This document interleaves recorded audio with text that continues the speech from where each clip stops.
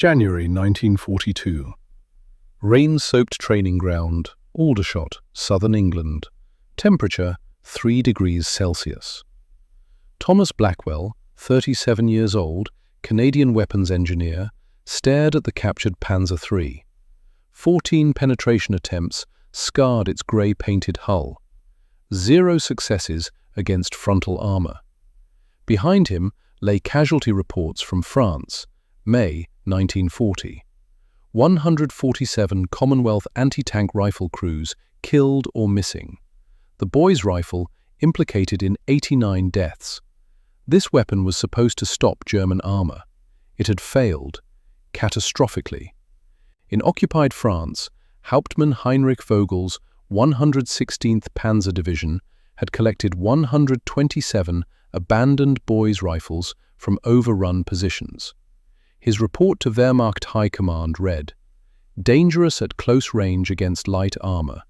Misemployed by enemy infantry.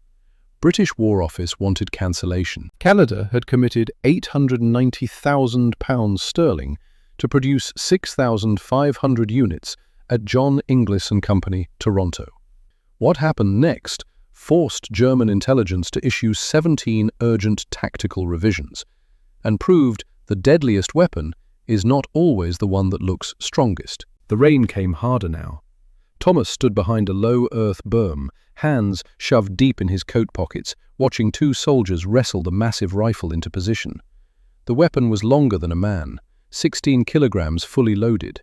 A slab-sided magazine jutted from the left side like a growth. The bipod legs dug into mud that would not hold. This was the 4th demonstration of the day, each one the same. Load the 5-round magazine, settle behind the awkward shoulder pad, aim at the Panzer's front plate, fire. Watch the rounds spark off armour that was supposed to crack. The gunner this morning was a corporal from Halifax, 22 years old.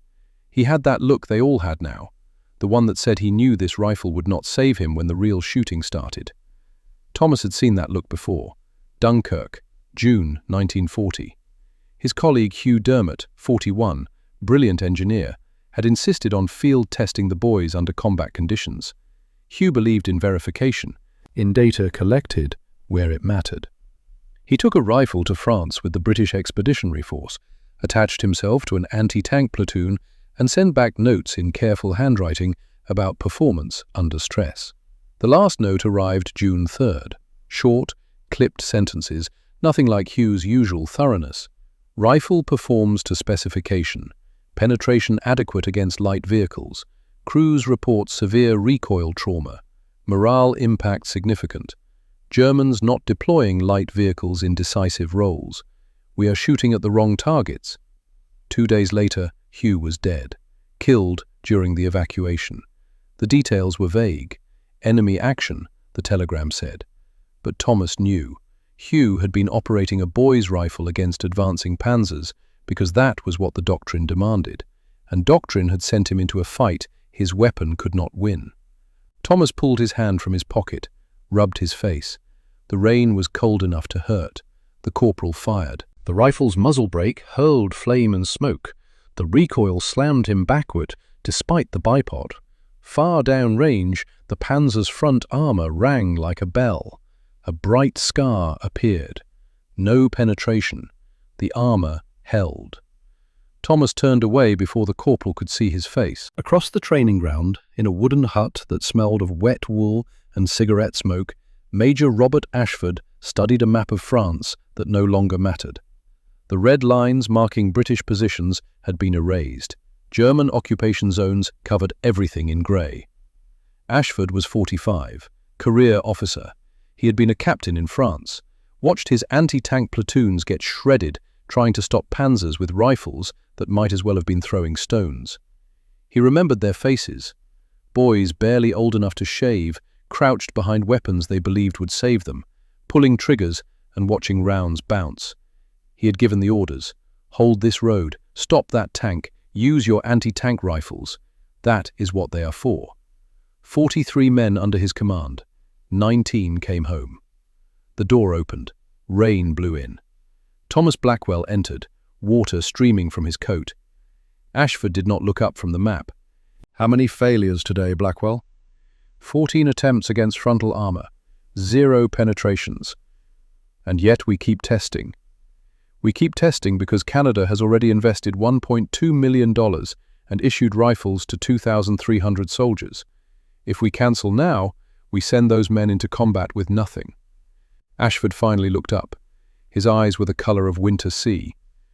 Better nothing than a weapon that gives false confidence. False confidence killed half my men. Thomas set his briefcase on the table, opened it, pulled out a folder thick with reports. The rifle is not the problem, Major. The rifle failed in France. The doctrine failed. The rifle performed exactly to specification. Ashford's jaw tightened. My men performed to specification. They aimed where they were told, fired when ordered. The rifle did not penetrate because you ordered them to fire at 30mm frontal armor with a round designed to penetrate 21mm. That is not a rifle failure. That is a command failure. The silence in the room changed texture, became sharp. Ashford stood slowly. You are saying I killed my own men? Thomas met his gaze, held it. I am saying the doctrine killed them. We told them this rifle would stop Panzers. It will not. It was never designed to. But we sent them anyway because admitting limitations felt like surrender. And what would you have me tell them now? That the weapon they carry is useless? I would have you tell them the truth. This rifle will not stop a Panzer III frontally, but it will destroy a scout car at 180 meters. It will immobilize a half-track. It will punch through the side armor of vehicles that give German columns their eyes and mobility. Tell them to shoot what they can kill, not what looks most dangerous. Ashford turned back to the map. His finger traced a road in northern France. I had a sergeant, good man, steady. He told me the night before we engaged that the boys would not work against the tanks we were facing. I told him orders were orders. He died trying to follow them. Thomas said nothing. Ashford's voice dropped. How many soldiers have been retrained on your new doctrine? None yet. The doctrine does not officially exist. How many could you retrain? All of them, if you authorize it. Ashford stared at the map for another 30 seconds. Then he closed the folder, turned to face Thomas. You have 3 months. Prove it works.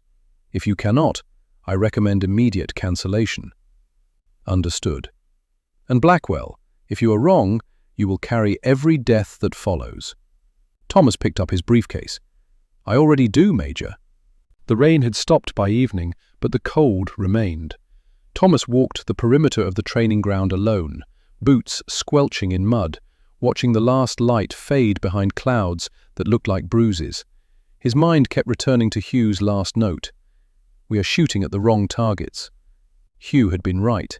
The data proved it. German casualty reports, captured in France and analysed by British intelligence, showed boys' rifle effectiveness was not 0. It was selective. SDKF-Z 222 scout cars, destroyed.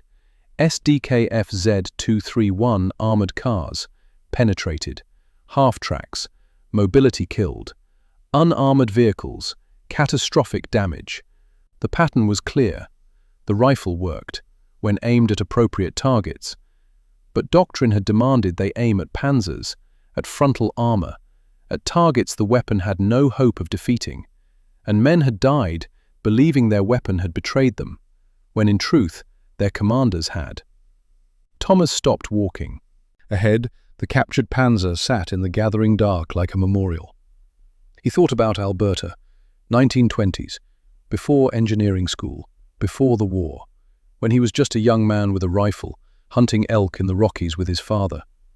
His father had taught him patience, how to wait for the right angle, how to read an animal's movement, how to understand that a bull elk's chest, thick with muscle and bone, was not the target, the lungs from the side, the rear quarters to break mobility, the neck if you had the skill, and the animal stood still. You do not kill what looks strongest, his father had said. You kill what keeps it alive. Thomas looked at the Panzer, thought about what kept an armoured column alive. Not the tanks themselves. The tanks were the muscle, the visible threat. But they were blind without reconnaissance, slow without supply trucks, vulnerable when their supporting vehicles were destroyed and they had to advance alone into prepared defenses. Kill the scouts. Block the road. Force the Panzers to operate without eyes. The rifle could do that, if anyone would let it. 300 miles away, in a converted farmhouse outside Calais, Hauptmann Heinrich Vogel sat at a desk stacked with reports and tried to make sense of what British infantry had been attempting with their anti-tank rifles. Vogel was 33, former history teacher from Heidelberg. He had never intended to become a soldier, but 1939 had rearranged many lives, and he had discovered a talent for reconnaissance work that surprised him. He was methodical, careful. He kept detailed notes because history, he believed, was made of details. The report in front of him documented an engagement from May 28, 1940. His unit, then a reconnaissance company, had been probing British positions near Dunkirk. They had advanced with two SDKFZ 222 scout cars in the lead, followed by half-tracks carrying infantry. At approximately 700 hours, the lead scout car had been hit by anti-tank rifle fire, one round through the side armor. The vehicle had caught fire, 3 crew members killed. The second scout car stopped to provide suppressive fire, exposing itself, and took 2 more hits, both penetrations, 1 crew wounded. The half-tracks had reversed. The advance stalled for 47 minutes while they cleared the disabled vehicles and treated casualties. The British position was eventually overrun. Vogel's infantry found 4 bodies and 3 abandoned boys' rifles. Massive weapons, brutal-looking. The British had withdrawn without them, which suggested either panic or a belief that the rifles were not worth carrying. Vogel had ordered the rifles collected, tagged, sent to Kummersdorf testing facility with a note.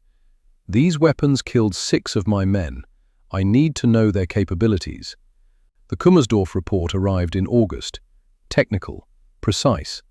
The boys' anti-tank rifle could penetrate 14 to 18 millimeters of armor at close range. Effective against German reconnaissance vehicles.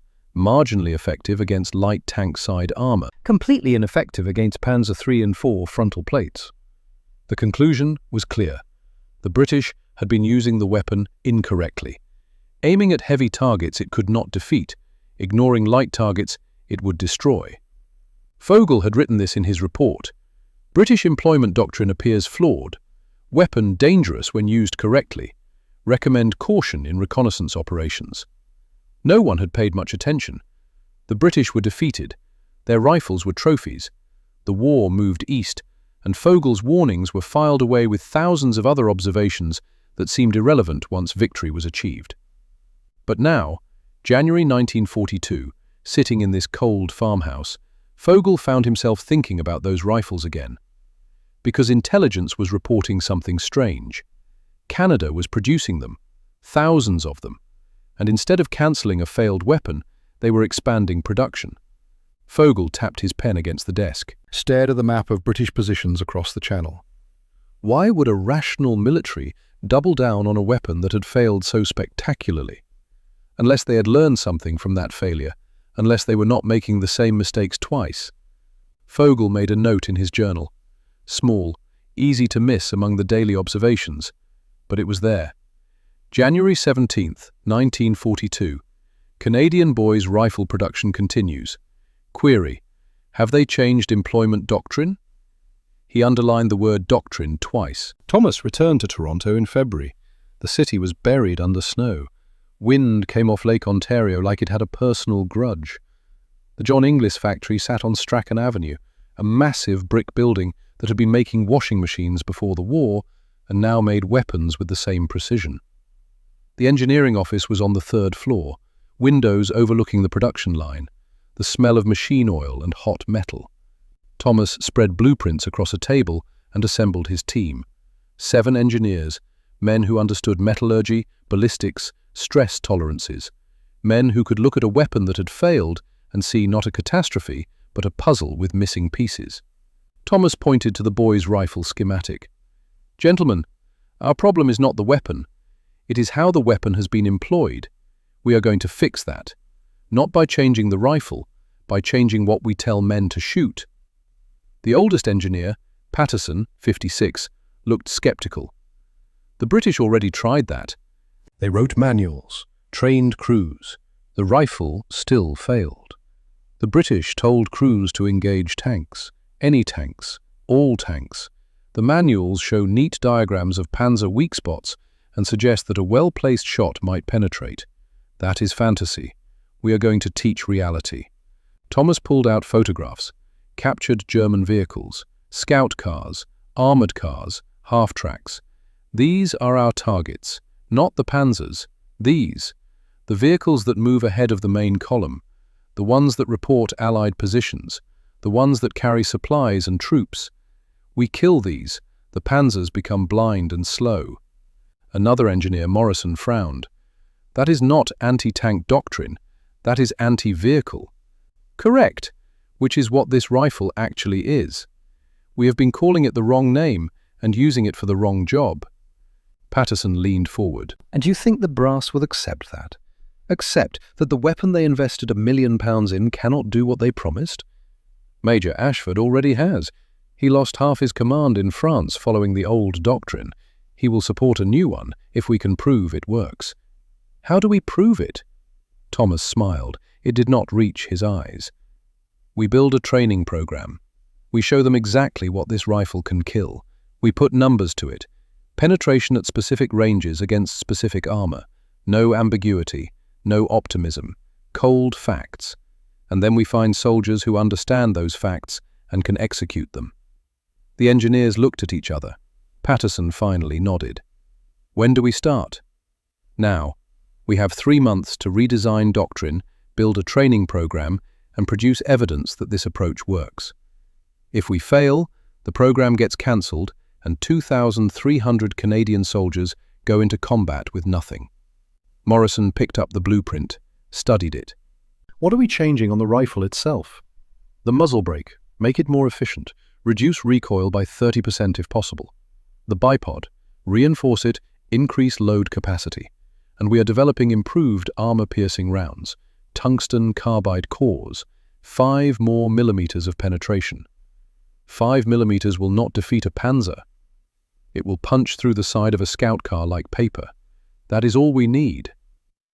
600 miles east, in a prisoner-of-war camp near Sheffield, a German officer named Lieutenant Weber sat across from a British intelligence officer and tried to explain why his captors had lost so badly in France.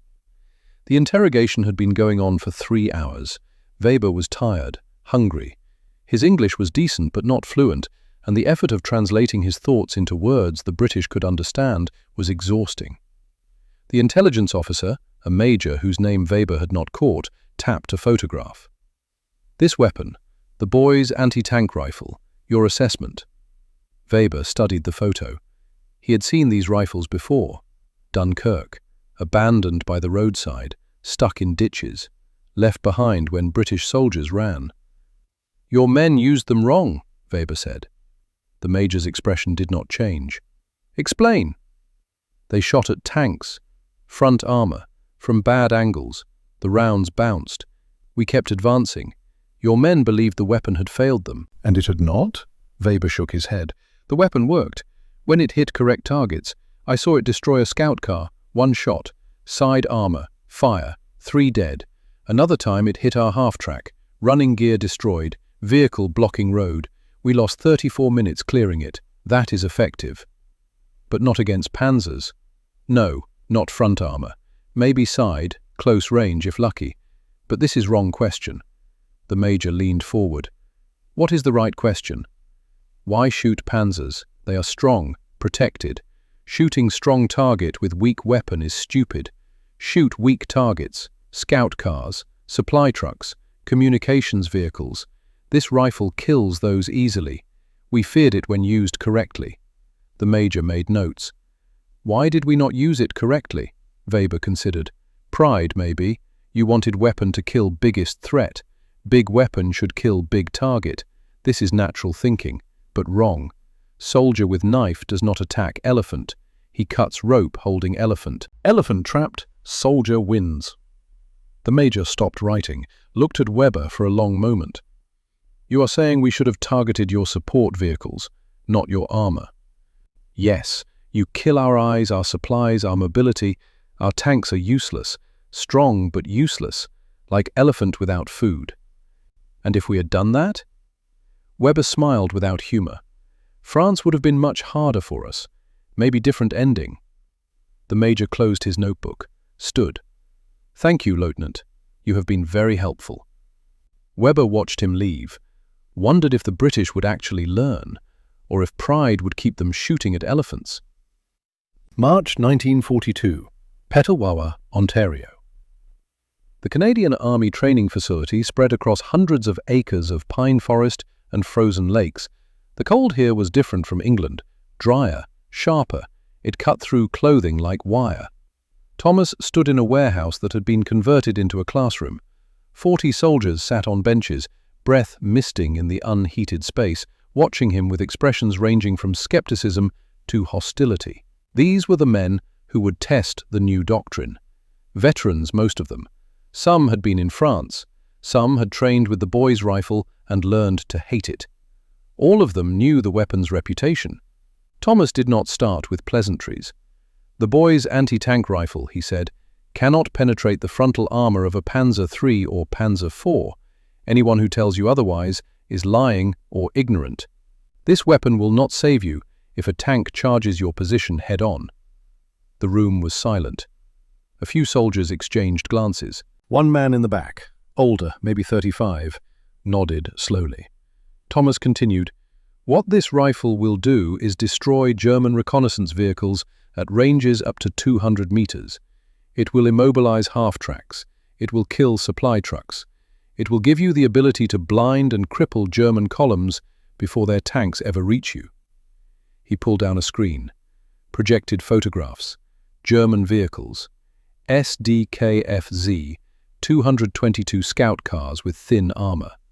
SDKFZ, 251 half-tracks carrying infantry. Opel trucks, loaded with ammunition. These are your targets, not Panzers. These, the vehicles that make an armored advance possible. You kill these, the Panzers become isolated, slow, vulnerable. That is your job, not heroically stopping tanks. Professionally dismantling the system that supports them. A soldier raised his hand, young, maybe 21. "Sir, if we are not stopping tanks, what are we?"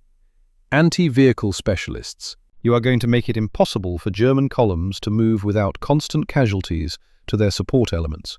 You are going to force them to deploy heavy infantry screens, slow their reconnaissance, disrupt their logistics. You are going to change how they fight." Another hand, the older soldier in the back. "And when a tank does come at us, you let the anti-tank guns handle it, or you disengage. There is no shame in not fighting a battle you cannot win. Dying bravely with an inappropriate weapon is not courage, it is waste." That got reactions, some nods, some frowns, a few looks that said this went against everything they had been taught. Thomas let the silence stretch. Then he said, "Show of hands. How many of you knew someone who died in France operating a boy's rifle?" 13 hands went up. The doctrine that sent them to die told them they could stop Panzers. It lied. I will not lie to you. This rifle has limitations, but within those limitations, it is extremely effective. Your job is to learn those limitations and operate accordingly. Questions? The room erupted. One soldier did not ask questions. He sat in the front row, arms crossed, face expressionless. His name was Lorne Mackay, 23 years old, farm boy from Manitoba. He had joined up in 1939, spent 2 years training, and missed France by 3 weeks. His brother had not missed it. Fraser Mackay, 25, Royal Canadian Regiment, landed in France January 1940, killed May 28, 1940, operating a boy's rifle against advancing German armor near Dunkirk. Lorne had received the telegram in June. "Your brother gave his life for his country, died with honor." The telegram did not mention that Fraser had been shooting at targets he could not kill, following orders he knew were suicide, because doctrine said this was how you fought tanks. It did not mention that Fraser had written a letter the night before he died, a letter that arrived in Manitoba 3 weeks after the telegram, a letter Lorne carried in his breast pocket and had read so many times the paper was soft as cloth. The letter said, "Tommy, if you are reading this, I did not make it. I want you to know it was not the rifle's fault. The rifle works. I have seen it destroy scout cars, half-tracks, trucks. But they keep ordering us to fire at Panzers. Front armor. It does not penetrate. We all know it does not penetrate, but orders are orders.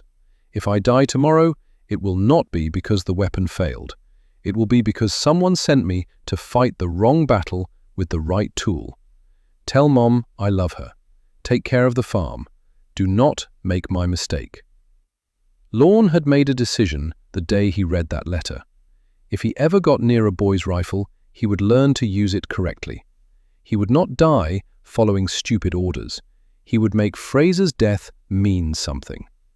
Now, sitting in this freezing warehouse, listening to this engineer from Toronto talk about limitations and appropriate targets and professional dismantling, Lorne felt something he had not felt since his brother died: hope.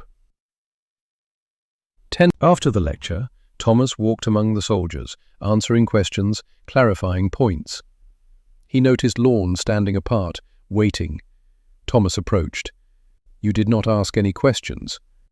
"Did not need to." Lorne's voice was flat, Manitoba accent, economical with words. "You disagree with something I said?" "No, you are right. About all of it." "You sound certain." Lorne pulled the letter from his pocket, held it out. "My brother wrote this, night before he died. France." Thomas took the letter, read it slowly. When he finished, he looked at Lorne with different eyes. "Your brother understood," Thomas said quietly. "He understood. Did not save him.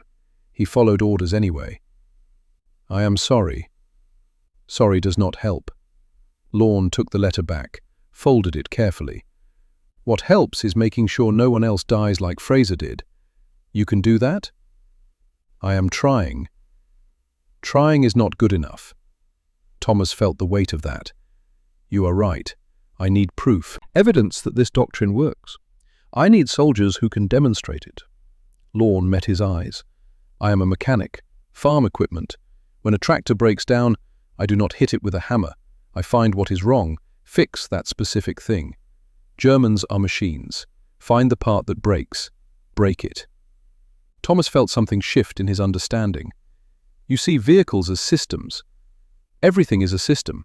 Kill the right part, whole machine stops. Can you shoot? Well enough. The new doctrine needs demonstration, training footage, someone who understands systems and can execute under pressure. Would you be interested?" Lorne was quiet for 10 seconds. Then, "Will it save lives?" "If it works, yes." "Then I am interested." They shook hands. Thomas felt the calluses. Working hands. Hands that understood tools and machines and how things broke. "One condition," Lorne said. "If this fails, if the rifle still does not work, you tell them to cancel it. No more lies. No more sending people out with weapons that cannot do the job." "Agreed." "And you put Fraser's name in the manual. He figured this out. He deserves credit." Thomas nodded. "I will make sure he is remembered."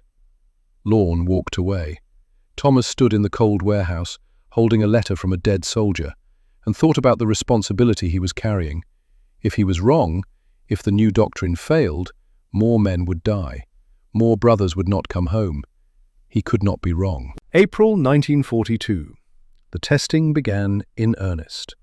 The Canadian Army had arranged for a captured SDKFZ-222 to be shipped from North Africa. British forces had disabled it during fighting in Tunisia, and it had been sitting in a depot, waiting for someone to decide its fate. Now it sat on a range in Petawawa, grey paint faded, armour pocked with old damage, about to serve a new purpose. Lorne stood behind the boy's rifle, bipod deployed, 5-round magazine loaded. The rifle weighed 36 pounds, 63.5 inches long. It felt like holding a piece of artillery.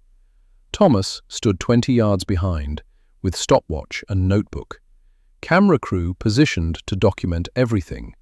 This would be the footage they showed to skeptics, the evidence that the doctrine worked. "Range 80 meters, Thomas called. "Target, side armor, aim for engine compartment." Lawns settled behind the weapon. The improved shoulder pad Thomas's team had designed distributed the recoil better than the original, but this would still hurt. He checked his breathing, exhaled slowly, placed the crosshairs on a seam in the armor where engine access panels met hull, squeezed the trigger. The rifle fired with a crack that echoed across the frozen lake. Muzzle brake vented gases sideways, kicking up snow. Recoil hammered into Lawns' shoulder, but the improved bipod held.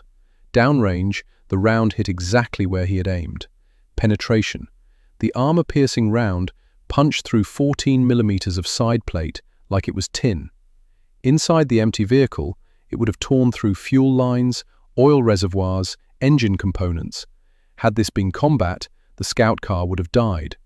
Lawn worked the bolt, ejected the spent casing, loaded the next round, aimed higher, fired again. This one hit the turret ring. Deflection. The round sparked off at an angle. Not every shot would penetrate. That was fine. That was data. Third shot. Lower. Running gear. The round hit the front wheel assembly. Metal shattered. The tire collapsed. Mobility kill. Vehicle would not move, even if the engine survived. Fourth shot. Rear quarter. Another penetration. Fuel tank area. Fire hazard. Fifth shot. Driver's visor. The armored glass cracked but held. Close enough to mission kill the crew through shock if nothing else. Thomas wrote furiously. 5 shots, 3 penetrations, 1 mobility kill, 1 deflection, range 80 meters. Time, 47 seconds from first to last shot. They moved closer, 50 meters. Repeated the test. 6 shots this time, 5 penetrations. The scout car was perforated. They moved to 120 meters.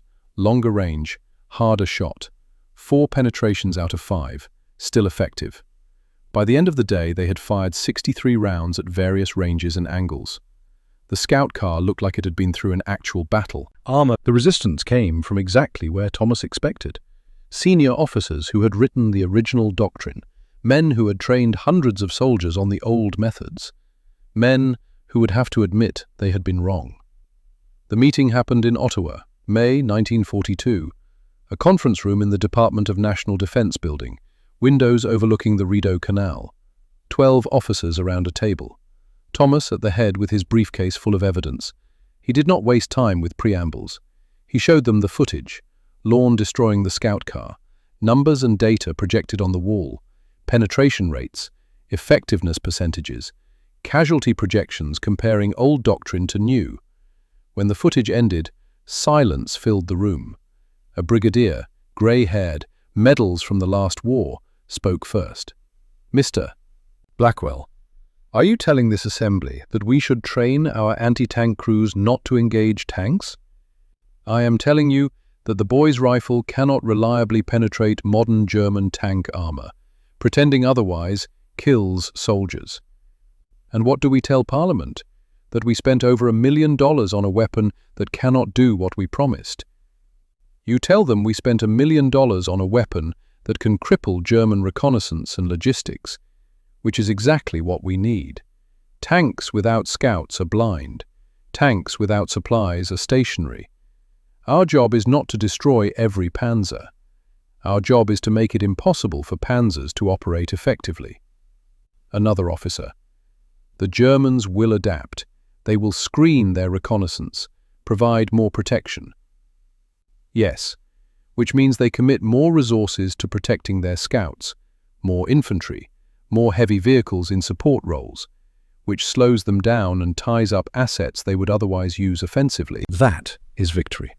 We force them to change their tactics because ours are working. The brigadier looked at his colleagues. Some nodded, some frowned. One colonel, younger than the rest, raised his hand. "I was in France. I lost 16 men from my company operating boys' rifles. 16. They believed the weapon would save them. It did not. If you are telling me there was a way to use that rifle that would have kept them alive, and we simply did not know it." His voice broke. He stopped, breathed. "If that is true, I need to know." I need to know we learned something from their deaths." Thomas looked at him.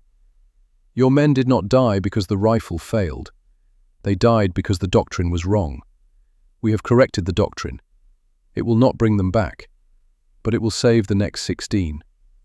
The colonel nodded once, looked away. The vote was not unanimous, but it was enough.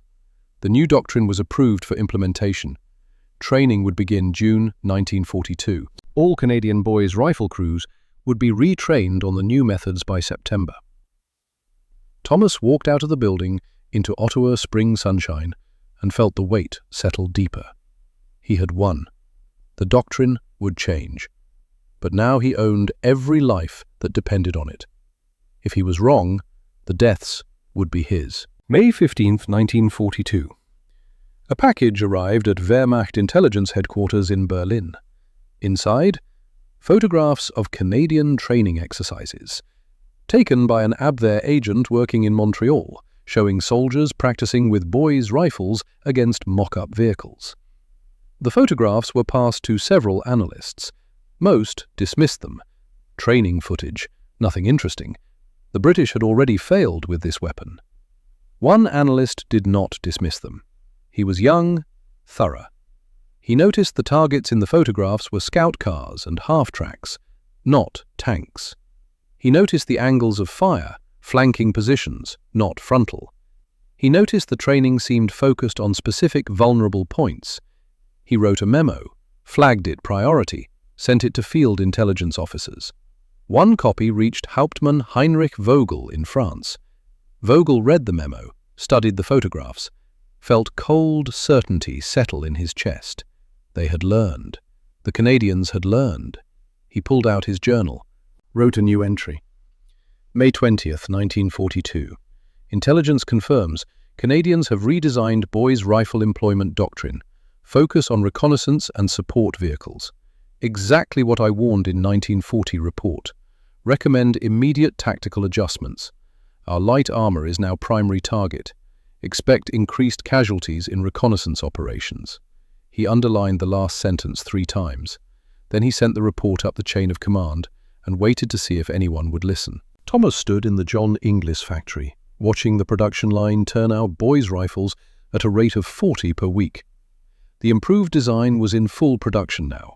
Better muzzle brake, reinforced bipod, the new armor-piercing rounds coming off a separate line. His daughter Moira stood beside him, 12 years old, dark hair like her mother.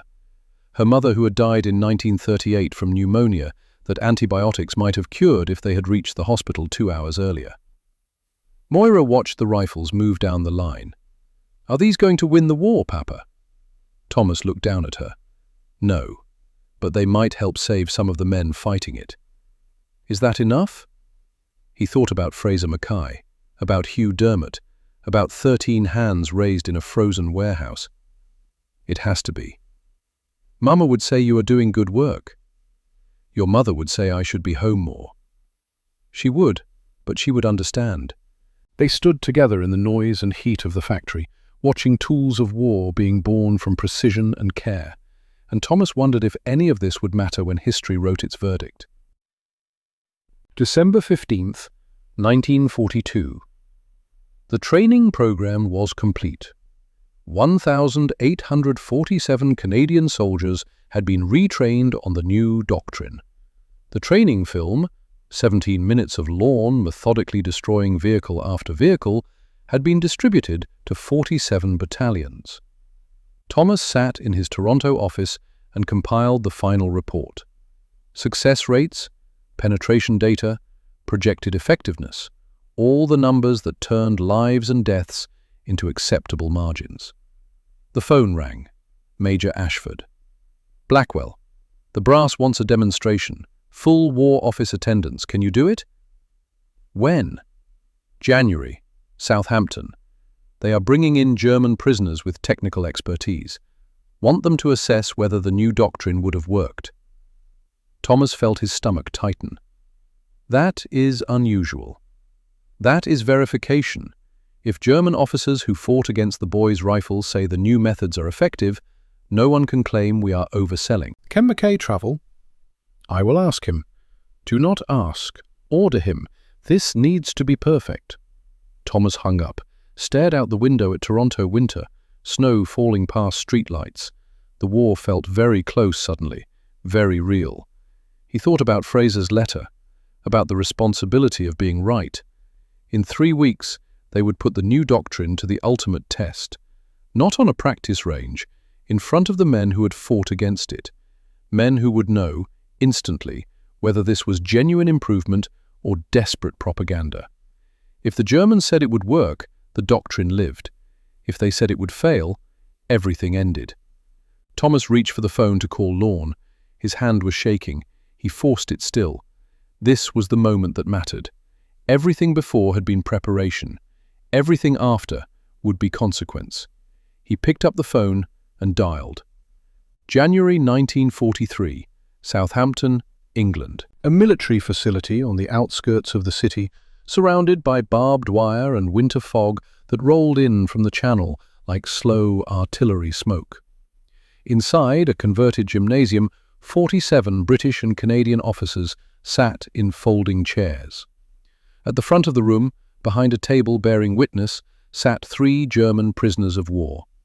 Officers, technical specialists, men who had fought in France and North Africa, men who had seen boys' rifles used against them and lived to document the results. Lieutenant Weber was among them, the history teacher turned reconnaissance officer. He had spent 31 months as a prisoner. His English had improved considerably. His understanding of Allied weapons was encyclopedic now. The British interrogators had used him extensively as a consultant. He knew why he was here today. Thomas stood beside a projection screen, briefcase open, notes arranged. Lorne Mackay waited in the wings with the rifle. This was the final test, not of the weapon, of the doctrine. The senior British officer, a colonel whose name tag read Harrison, called the room to order. "Gentlemen, we are here to assess the revised employment doctrine for the boys' anti-tank rifle. The Canadians have made significant changes to training and tactical application. We have invited technical experts with combat experience against this weapon to provide objective evaluation. Proceed, Mr. Blackwell." Thomas began. No preamble, no apology. The boys' rifle failed in France because we aimed it at targets it could not defeat. We told our soldiers this weapon would stop Panzers. It would not. It cannot. That doctrine killed 89 Commonwealth soldiers in documented engagements. He clicked the projector. Images appeared. French roads, abandoned positions, the casualty lists. The new doctrine acknowledges limitations. This rifle will not penetrate 30mm frontal armor. It will penetrate 14 to 18mm at close range, which makes its effective targets German reconnaissance vehicles, half-tracks, and support elements. We have retrained 1,847 soldiers on this doctrine. Today, we demonstrate why it works. He nodded to Lorne. The lights dimmed. Lorne stepped forward with the rifle. The demonstration target was a captured SDKFZ 231 armored car, 8-wheeled, 18mm of armor on the sides. Germany used hundreds of them for reconnaissance across every theater. Lorne moved with the efficiency Thomas had come to recognize. No wasted motion, each action deliberate. He deployed the bipod, loaded the magazine, settled behind the weapon like he was checking a carburetor. "Range, 100 meters, Thomas announced. "Target, side engine compartment." Lorne fired. The crack was enormous in the enclosed space, despite the ventilation. The round hit exactly where aimed. Penetration. A hole appeared in the armored car's flank that you could put 3 fingers through. He worked the bolt. Fired again. Front wheel assembly. The wheel exploded. Mobility kill. Third shot. Turret ring. The round sparked off, deflection, but the impact would have jammed the turret mechanism. Mission kill, even without penetration. Fourth shot. Rear fuel tank area. Another clean hole. In combat, fuel leaking onto a hot engine. Fire. Fifth shot. Driver's vision slit. The armored glass spiderwebbed. No penetration, but the driver would be blind, effectively dead. Lorne stood, ejected the magazine, set the rifle on safe, stepped back. The room was silent. Thomas turned to the German officers. Lieutenant Weber, in your professional assessment, would this employment method have been effective against your reconnaissance elements? Weber did not hesitate. Yes, absolutely yes. Please elaborate. Weber stood, walked to the damaged vehicle, ran his hand along the punctured armor. In France, your soldiers shot at our Panzers, frontal armor. We kept advancing. We believed your rifle was ineffective. But several times this weapon hit our scout cars, our half-tracks. When it did, we lost vehicles, we lost men. We learned to fear encounters where your infantry had correct angles and correct targets. He pointed to the holes. These shots would have destroyed my vehicle in France. Engine fire, fuel leak, crew casualties. If Canadian infantry had used this doctrine in 1940, our reconnaissance would have been much more costly, much slower, maybe too slow. The second German officer, a Hauptmann named Steiner, nodded. The rifle's reputation as failure came from misuse, not from weapon deficiency. This doctrine corrects the misuse. The third German, an Oberleutnant from a Panzer division, added, "If I knew Canadian or British infantry had this training, I would change how I employed my reconnaissance elements. More infantry screens, more cautious probing." Which is exactly what you want. You force us to commit more resources to protect our scouts. Colonel Harrison leaned forward. Are you saying as German officers that you consider this revised doctrine a genuine threat? Weber met his eyes. I am saying that if we face this doctrine in combat, we will take casualties, perhaps significant casualties, and we will adapt our tactics accordingly. Which means the doctrine is effective. You have made the rifle do what it actually can do, instead of what you wished it could do. That is professionalism. Harrison looked at Thomas. Mr. Blackwell, I believe you have your verification. The meeting ended 2 hours later. As officers filed out, Weber approached Thomas quietly. Mr. Blackwell, a question. Yes? The soldier who demonstrated. McKay, you said his name was. He shoots like a man who understands machines, not like a soldier. He is a farm mechanic, Manitoba. He fixes tractors. Weber nodded slowly. That explains it. He was not shooting a weapon. He was repairing a problem, finding broken parts. Very efficient. His brother died in France, operating a boy's rifle under the old doctrine. Weber's expression shifted. I am sorry. His brother fought with honor, I am certain. His brother figured out what we are teaching now, wrote it in a letter the night before he died. But he followed orders anyway. Orders. Weber looked away. Orders kill many good men, on both sides. Thomas extended his hand. Thank you for your honesty today, Lieutenant. It matters. Weber shook it. I hope your doctrine saves lives, even if some of those lives are shooting at us. That is all any of us can hope for. 6 months passed. The doctrine spread through Commonwealth forces like a correction to a mathematical error. British 8th Army adopted it, Polish 2nd Corps, Free French units training in North Africa. By June 1943, the boy's rifle had a new reputation, not as a tank killer, as something more subtle and more dangerous, a weapon that made reconnaissance expensive.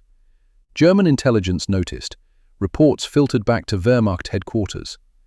Allied anti-tank rifle employment has changed. Expect increased casualties to Aufklärung elements. Recommend tactical adjustments. Hauptmann Heinrich Vogel, now commanding a reconnaissance battalion in Sicily, received the updated guidance in late June. He read it in his command post overlooking the Mediterranean and felt vindication mixed with concern. He had warned them. May 1940. The British were using the weapon incorrectly, but it would be dangerous if they learned. Now they had learned. And his battalion, light vehicles, thin armor, operating ahead of the main force, was exactly what this new doctrine had been designed to kill. Vogel wrote in his journal, June 28, 1943, Canadians landing Sicily inevitable. Intelligence confirms. Boys' rifle doctrine now standard. My vehicle's primary targets. Must adapt reconnaissance methods. Cannot probe blindly anymore. Every approach potentially ambushed. He closed the journal, looked out at the dusty Sicilian landscape, heat shimmering off rocks, olive groves that could hide anything, roads perfect for ambush.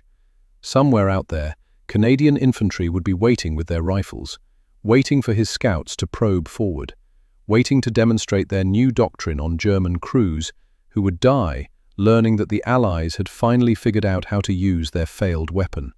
War, Vogel thought, was a conversation between professionals. The Canadians had learned from their mistakes.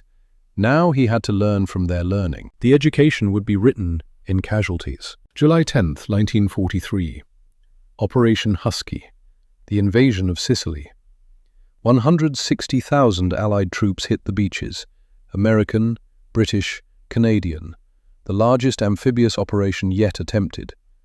The Italian and German defenders, undermanned, undersupplied, caught between retreat and resistance, fought with the desperation of men defending an island they knew they could not hold. The Royal Canadian Regiment landed at Pacino on the southeastern tip. C Company, 2nd Battalion.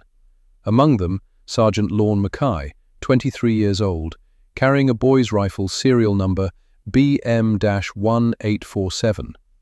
The number was not random. Thomas had arranged it. 1847. The number of soldiers retrained on the new doctrine. The ones whose lives depended on this weapon working. Lorne knew the number, knew what it meant, carried it like a responsibility. The landing was chaos but not catastrophic. Italian coastal defenders surrendered quickly. The Germans fell back to prepared positions inland. By July 12th, the Canadians were pushing north toward the interior, moving through landscape that was beautiful and murderous.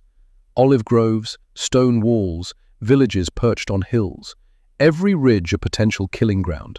By early August, C Company reached the area north of Gramikel, Highway 124, a narrow road winding through agricultural country. The Canadians were told to screen the advance, watch for German reconnaissance, block any probing attacks, standard orders, routine work. Except intelligence reported that German reconnaissance elements were active in the area, light vehicles, probing for Canadian positions, looking for weaknesses, the kind of targets the new doctrine had been designed for. Lorne studied the terrain with his platoon commander, Lieutenant Morrison. The highway ran through a small valley, olive groves on both sides, good concealment, limited fields of fire, but enough if you positioned correctly. Morrison was 26, veteran of training exercises, but not combat. He trusted Lorne because Lorne had destroyed more vehicles on the practice range than anyone else in the battalion. "Where would you put the rifles, Sergeant?" Lorne walked the grove. 60 yards from the road. Good sight lines to the south, where German forces were. Cover from a low stone wall that Italian farmers had built decades ago for reasons that no longer mattered. Here, 2 positions, 75 yards from the road, overlapping fields of fire. If they come up this highway, we get flank shots, side armor, engine compartments, running gear. And if they come with tanks? We let the tanks pass, wait for the scouts and support vehicles, kill those, block the road, tanks stuck, we extract. Not our job to fight Panzers. Morrison nodded. Just like training. Exactly like training, except real. They dug in that night, August 3rd, temperature dropping after the brutal heat of the day.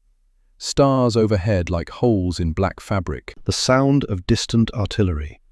Always artillery. The war grinding away at itself. Lorne's position was a shallow scrape behind the stone wall, not comfortable, not meant to be. His loader was Private Patrick Delaney, Irish-Canadian from Nova Scotia, 21 years old, good hands, calm under pressure.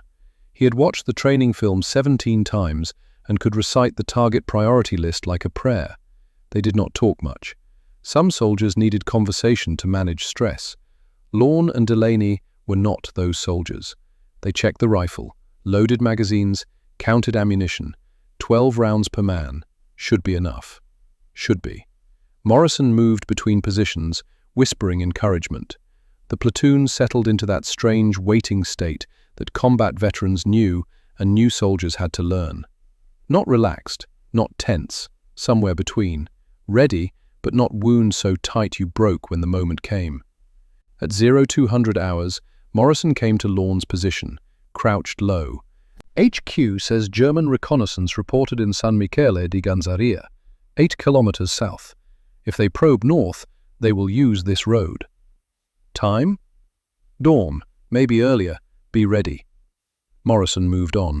Lorne checked his watch. 0203, perhaps 4 hours until light. He closed his eyes, slept in 15-minute intervals. Combat skill, rest when possible, stay sharp when necessary. Delaney watched the road, woke Lorne at 0530. Getting light, Sergeant. Lorne opened his eyes. The stars were fading, east showing grey. Another 30 minutes until proper dawn. Good time to move if you were German reconnaissance. Enough light to navigate, not enough for Allied observers to spot you easily. He ate a ration bar that tasted like compressed sawdust, drank water from his canteen, checked the rifle again, loaded, safe off, bipod stable, breathing steady. Fraser's letter was in his breast pocket. He did not touch it, did not need to. He knew every word, could recite it in his sleep. This is for you, brother. This one is for you.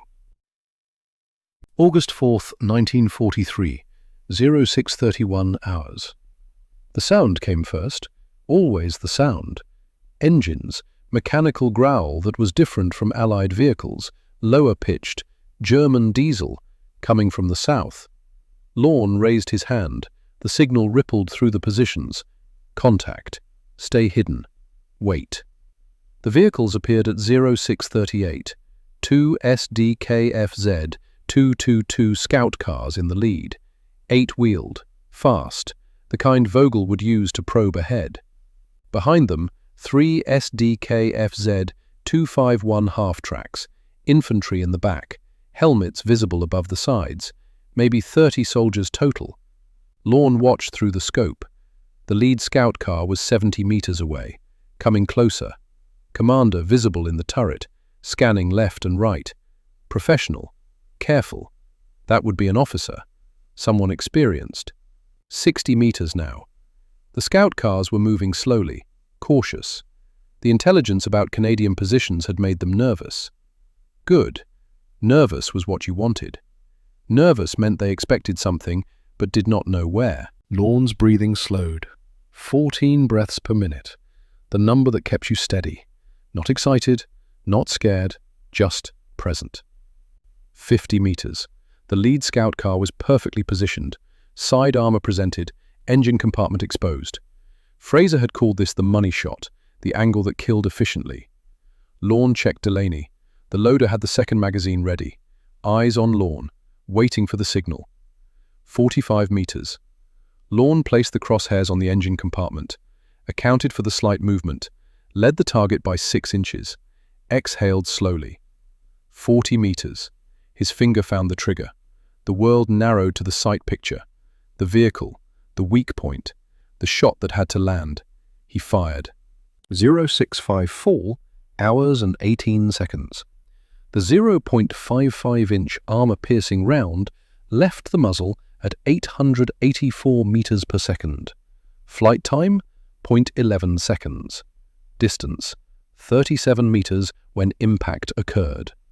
The round hit the side armor of Vogel's scout car 3 inches below the turret ring. The armor was 18 millimeters at that point. The tungsten carbide core punched through with energy to spare.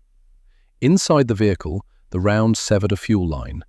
Pressurized gasoline sprayed across hot metal. Fire bloomed. Vogel, standing in the turret hatch, saw the muzzle flash an instant before impact, saw the smoke, knew immediately what had happened.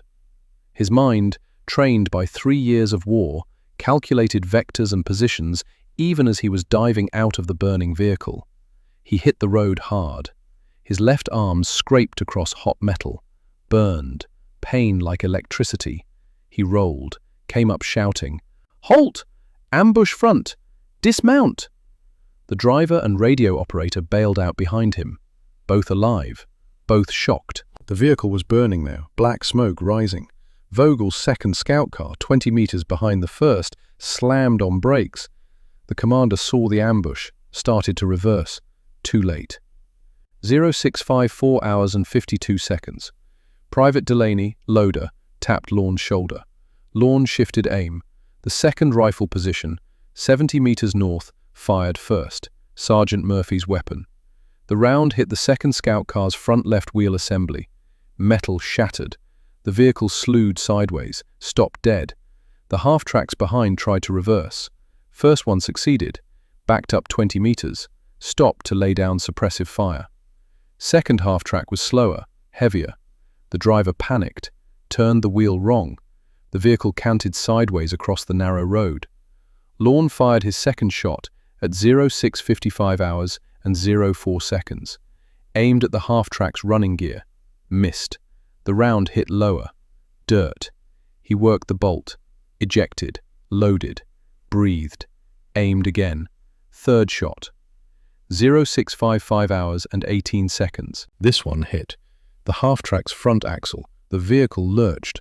Stopped. Now it was blocking the entire road. 34 German soldiers dismounted from the half-tracks. Professional. Fast. They did not panic, found cover, returned fire. But they were exposed, pinned, and their vehicles, the mobility that made reconnaissance work, were burning or immobilized. Vogel crouched behind his burning scout car. His left arm throbbed, second-degree burns from wrist to elbow. His mind was working fast, despite the pain. Calculating. 2 muzzle flashes, 70 to 80 meters north of the road. Flanking position, good concealment, professional setup. The first shot had been perfect. Not lucky, perfect. Right into the engine compartment from an angle that maximized damage. That was training. That was doctrine. His radio operator was beside him. "Sir, contact with main column. They want to know if we need support. Tell them we have encountered Canadian anti-tank rifle positions, at least 2 weapons. They are targeting reconnaissance vehicles. Advise extreme caution on this approach." The radio operator relayed. Vogel heard the response. "Panzers moving up. ETA 8 minutes. 8 minutes. An eternity in combat." Vogel looked at his disabled vehicles. 2 scout cars destroyed. 1 half-track blocking the road. The other half-tracks reversing under fire. His infantry pinned down. This was exactly what the intelligence reports had warned about. Canadian boys, rifle doctrine. Target the scouts. Block the road. Make reconnaissance expensive. He had read the reports, studied them, adapted his tactics. It had not been enough. Lorne fired his 4th shot at 06:56 hours and 33 seconds, aimed at the half-track crew compartment, visible infantry. The round punched through thin armor. Inside, men screamed. 2 casualties, maybe 3. Delaney loaded the 5th round, last one in the magazine. "Magazine change after this." "Make it count then."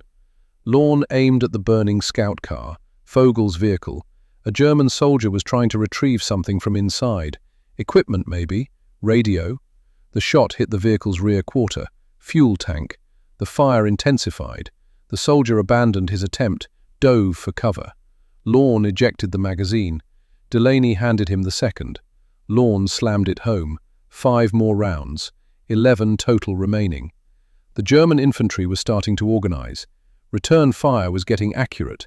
Bullets snapped through the olive grove, hit the stone wall. Chips of rock sprayed. Morrison appeared, crawling, face covered in dust. "Sergeant, intelligence says German tanks 800 meters south. Moving up. We need to extract. 2 more shots, then we go. Make them fast." Lorne aimed at the half-track, still blocking the road. The driver was trying to restart it. Visible in the cab. Clear target. Shot. 6. 06:57 hours and 12 seconds. Driver's position. The armored glass spiderwebbed. The driver slumped, dead or unconscious. The half-track stayed motionless. Perfect. Road blocked. Mission accomplished. Lorne started to shift aim for shot 7. German mortar fire began. The first mortar round hit 40 meters north of Lorne's position. The second hit 20 meters closer. Third round, closer still. The German mortar crew had bracketed them. Next rounds would be on target. Morrison was shouting, "Extract! Extract now!" Murphy's position was already moving. First rifle team breaking down, running low through the grove. Smart. Lorne fired shot 7, did not aim carefully, just put it into the mass of dismounted German infantry. Suppression, make them duck. "Go!" he shouted at Delaney. Delaney grabbed the ammunition, started to move. The mortar round hit 12 meters from their position. Shrapnel screamed through the air, hot metal fragments moving faster than sound. Delaney was halfway out of the position when 3 fragments hit him. Back, neck, shoulder. He went down without sound, just collapsed. Rifle magazine scattering. Lorne dropped the rifle, scrambled to Delaney, turned him over. The wounds were bad, very bad. Blood pulsing from the neck wound. Too much blood, too fast.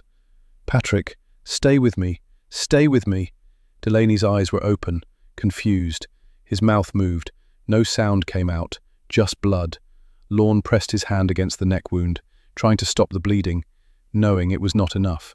Knowing, but trying anyway, because what else do you do? Morrison was there, pulling at Lorne. "Sergeant, we have to go. Tank's coming. He is bleeding out.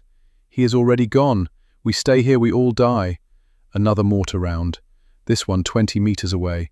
The blast wave hit like a fist. Dirt and smoke and the smell of explosive. Delaney's eyes stopped moving, fixed on something Lorne could not see. The blood flow slowed, stopped. 21 years old, Nova Scotia, dead in an olive grove in Sicily, because doctrine needed demonstration and war needed casualties, and someone always paid the price. Lorne closed Delaney's eyes, grabbed the rifle, did not look back, ran low through the grove after Morrison. Behind them, German infantry was advancing. Tanks were rumbling up the road. The ambush position was being overrun. But the road was blocked. 2 vehicles burning, 1 immobilized. The German advance on this axis had stopped, for now, for today. The doctrine worked. Delaney was dead, but the doctrine worked. Lorne did not know which fact weighed more. 0738 hours, 2 kilometers north, Canadian rally point. Lorne sat with his back against an olive tree and stared at nothing. Morrison was reporting to company commander. Casualties, 1 KIA, 3 WIA. Enemy casualties, estimated 11 KIA, 19 WIA. 2 vehicles destroyed, 1 immobilized, road blocked. German advance delayed minimum 4 hours. Success, by any military metric, acceptable losses, mission accomplished. Lorne looked at his hands, Delaney's blood drying brown under his fingernails. He had tried to wipe it off. It would not come off, just smeared. He thought about Fraser's letter, the night before he died, writing about doctrine and orders and doing things right, even when you knew you would not survive. Lorne had done things right, exactly as trained. Shot 7 times, 6 hits. Destroyed or damaged 3 vehicles. Blocked the road. Professional work. And Delaney was dead anyway because combat was not training and the enemy got a vote, and sometimes doing everything right still cost everything. Someone handed him water. He drank. Tasted nothing. Someone else took the rifle. Would clean it. Prepare it for the next engagement, because there was always a next engagement. Morrison crouched beside him. "Sergeant, I am sorry about Delaney. He was good." Lorne nodded, could not speak. "You did exactly what you were supposed to do. The shots were perfect. We stopped them." Still could not speak. "Do you understand me, Mackay? You saved lives today. That road was going to be used for a German probing attack. We blocked it. The battalion has 4 more hours to prepare positions. 4 hours because you and Delaney did your job." Lorne finally found his voice. 4 hours. Patrick is dead for 4 hours. Patrick is dead because war kills people. You did not kill him. The doctrine did not kill him. The Germans did. And you made them pay for it. Morrison stood, walked away, left Lorne with his thoughts and his bloody hands and the knowledge that everything had worked exactly as designed, and a friend was dead, and both things were true simultaneously. August 5th, 1943. German Field Hospital. Vogel lay on a cot with his arm bandaged, 2nd-degree burns, painful but not crippling. He would recover. 11 of his men would not. A British intelligence officer came, Canadian accent, captain, name tag said Webster. Hauptmann Vogel, I have questions about yesterday's engagement. Vogel nodded, tired. Ask. Your unit encountered Canadian anti-tank rifle positions. What is your assessment of their effectiveness? Vogel smiled without humor. You want me to tell you if your new doctrine works? Yes. It works. Very much it works. My scout cars destroyed. Road blocked. Advance delayed 6 hours. 11 dead. 19 wounded. Professional ambush. Professional shooting. Professional doctrine. Webster made notes. You anticipated this kind of attack? Intelligence warned us. Changed Canadian training. I read the reports. Adjusted my tactics. Was not enough. Your men were better positioned, better disciplined. They let my heavy vehicles pass. Targeted exactly the vehicles I could not afford to lose. What would you change? Vogel thought. More infantry screens, slower reconnaissance, more artillery suppression before vehicle movement, except that every approach might be ambushed, which means reconnaissance becomes more expensive, slower, less effective, which is what you want. Webster looked up from his notes. You are saying we succeeded. I am saying you learned from France. We learned from France also, but you learned faster. Now we must learn from Sicily. This is how war works. Education paid in casualties. Do you consider the boys' rifle a serious threat now? I consider Canadian infantry with proper doctrine a serious threat. The rifle is just the tool. But yes, serious. Any German officer who says otherwise has not faced it. Webster finished writing. Thank you, Hauptmann. Captain, a question for you. Yes? The soldier who shot at my vehicle. First shot. Engine compartment. Perfect angle. Perfect placement. What is his name? I cannot tell you that. I am not asking to criticize. I am asking to recognize skill. He shot like a professional. I respect that. Webster hesitated. Sergeant Mackay, Canadian Infantry. Mackay, Vogel repeated it, committed it to memory. If I survive this war, I will remember that name.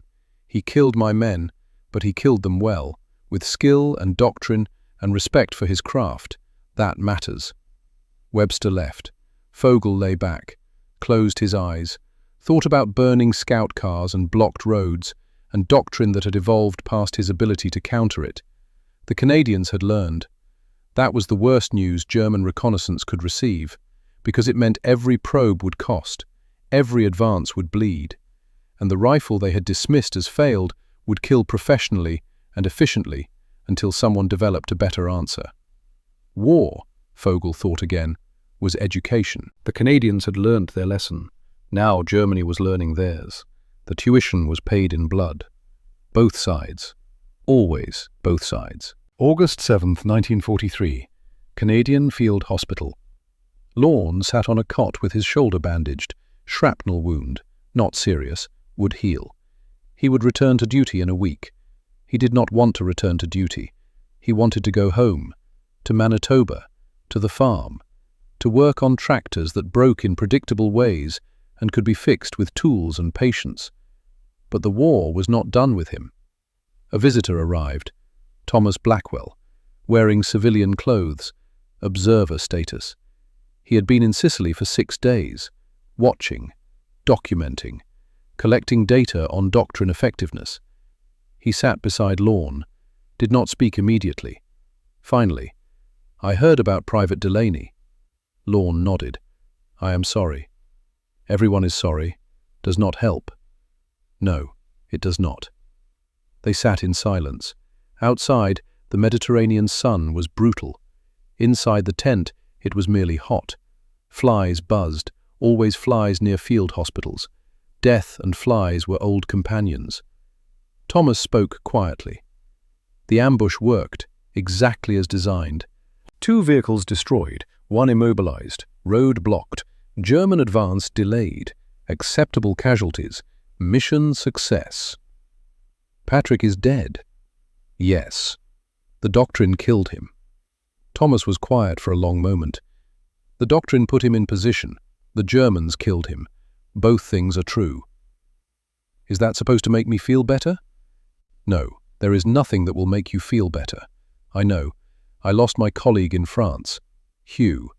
He died testing this rifle because I designed it poorly and wrote doctrine that did not match reality. I carry that. You will carry Delaney. We do not get to put it down. Lorne looked at him. Then why do we keep doing it? Because the alternative is more deaths, worse deaths. We teach people to use weapons correctly, or we send them out to die like your brother did, like my colleague did, like 89 others in France. This doctrine saved lives yesterday, more lives than it cost. That does not make Delaney's death acceptable, but it makes it meaningful. Meaningful. Lorne tasted the word, found it bitter. I have written to his widow, Thomas said, told her what happened, told her Patrick did everything right, that he died because doctrine needed demonstration, and sometimes even perfect execution has costs. I do not know if that helps her. Probably does not. What did she say? She has not replied yet. Maybe she will not. I would understand that. More silence. Lorne's shoulder throbbed. The bandage was too tight. He did not adjust it. Pain was clarifying, made everything else simple. The German officer, Lorne said, the one in the lead scout car. Did he survive? Yes, Hauptmann Vogel, burns, not critical. He is a prisoner now. Intelligence interviewed him. What did he say? He said the doctrine works, that you shot professionally, that German reconnaissance will have to change tactics because Canadian infantry has learned. Lorne absorbed that. He respected it. Yes, even though you killed his men, he respected the professionalism. Does that matter? I think it does. It means this is not murder. It is war, conducted by professionals who understand what they are doing and accept the costs. Vogel knows you were doing your job. You know he was doing his, both sides paying the tuition. That is different from the slaughter in France, where men died believing lies. Lorne closed his eyes, saw Delaney's face, the confusion in his eyes as he died, 21 years old, Nova Scotia, dead in an olive grove because doctrine needed proof and war needed casualties. I do not think I can do this anymore, Lorne said. Go back out there, shoot more people, watch more friends die. You will not have to. Medical discharge. Your shoulder will not heal properly for combat duty. You will go home, or to training command. No more front line. Training command. Teaching others what you learned, what Patrick helped prove. Every soldier you train correctly is one more who might survive. One more who will use this weapon professionally instead of dying with false promises. Lorne opened his eyes. You want me to teach. I want you to save lives. This is how you do that now. Outside, the sun continued its brutal work. Inside, two men sat with the weight of doctrine and death, and decisions that rippled forward into consequences they could not control. Eventually Lorne nodded. I will teach. For Patrick, for Fraser, for the 1,847 who carry this weapon and need to know the truth. Thank you. Do not thank me, just make sure they learn. Make sure no one else dies believing lies. Thomas stood, extended his hand. Lorne shook it. Working hands, both of them. Hands that understood tools and machines and how things broke. The rifle worked, Thomas said. That is worth something. The rifle worked, Lorne agreed. Patrick died proving it. That has to be worth something. But neither of them knew what that something was, or if it was enough, or if it would matter when history wrote its final accounting of who paid what price for what small victories. They only knew the doctrine had been tested in blood and found effective, and that would have to be sufficient, because the war was not done, and more tests were coming, and somewhere other soldiers were loading rifles and preparing to demonstrate doctrine with their lives as the price of verification. The education continued, the tuition remained constant, and the lesson was written in casualties that both sides counted and neither side could escape. September 1943. The reports began arriving at Commonwealth headquarters like evidence of a correction in mathematics. Numbers that told a story the old doctrine had failed to write. British 8th Army, Italy campaign, boys' rifle engagement success rate, 67% against appropriate targets. France 1940 comparison, 4%. The difference was not the weapon. The difference was truth. German light armor casualties, Sicily and southern Italy, July through September 1943, 340% increase compared to pre-doctrine operations in North Africa.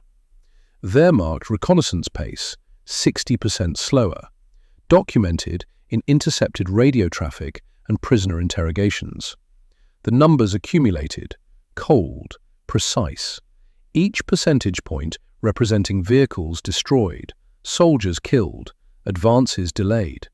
Both sides counted, both sides understood. The Canadians had learned to use their failed weapon correctly. The cost of that learning was being paid by German reconnaissance battalions across the Mediterranean theater. An American Office of Strategic Services analyst reviewing captured German documents in October wrote in his report, "Enemy now treats Allied anti-tank rifles as persistent threat requiring tactical adjustment. Commonwealth's doctrine change has forced Wehrmacht resource reallocation, significant operational impact." The analyst did not mention Patrick Delaney, or Hugh Dermott, or Fraser Mackay, or the 89 who died in France. The report dealt in strategy, not names.